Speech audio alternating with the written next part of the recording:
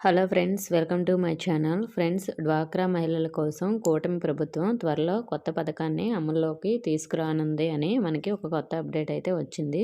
దీని గురించి వీడియోలో తెలుసుకుందాం. వీడియోని అయితే ఎక్కడ స్కిప్ చేయకుండా వినండి. ఫ్రెండ్స్, మరి డ్వాక్రా మహిళలకి సంబంధించి వారి పిల్లల చదువులు, వివాహ అవసరాలకు 5% వడ్డీతోనే ₹1,00,000 వరకు రుణాన్ని అందించనుంది. చాలామంది పేదలు వారి బిడ్డల చదువులు, అలాగే పెళ్ళిళ్లకు బయట ఎక్కువ వడ్డీలకు అప్పులు తెచ్చి రుణభారము మోయలేక అవస్థలు పడుతున్నారని గుర్తించిన ప్రభుత్వము వారికి ఆర్థిక భరోసానివ్వాలని నిర్ణయించింది. ఈ పథకం మార్గదర్శకాలపై అధికారుల కసరత్తు ప్రారంభించగా సీఎంఓ ఆమోదం తెలిపింది.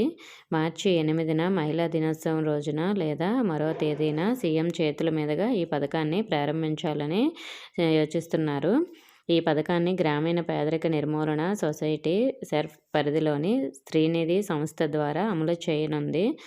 మనకి రాష్ట్ర వ్యాప్తంగా గ్రామీణ పట్టణ ప్రాంతాల్లో 1 కోటి మందికి పైగా డ్వాక్రా మహిళలు ఉన్నారు. పిల్లల చదువులు, వివాహాల కోసం రుణాలు తీసుకునేందుకు ఎంతమంది అర్హులు ముందుకొచ్చినా ప్రభుత్వం సమకూర్చేలా ఈ పథకానికి ఏటా మనకి 1,000 కోట్ల రూపాయలు కేటాయించనున్నారు. అంటే రానున్న 4 ఏళ్ళలో 4,000 కోట్లు అయితే మనకి కేటాయిస్తారు.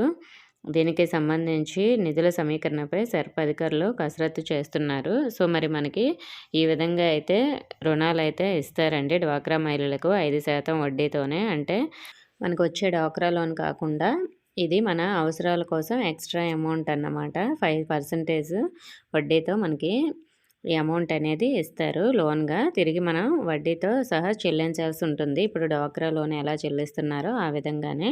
ఓకే ఫ్రెండ్స్, ఇంకా ఏమైనా డౌట్స్ ఉంటే కామెంట్ చేయండి. ఇన్ఫర్మేషన్ వస్తే వీడియోని తప్పకుండా లైక్ చేసి మీ ఫ్రెండ్స్కి షేర్ చేయండి. మన ఛానల్ని సబ్స్క్రైబ్ చేసుకోండి. Thank you for watching.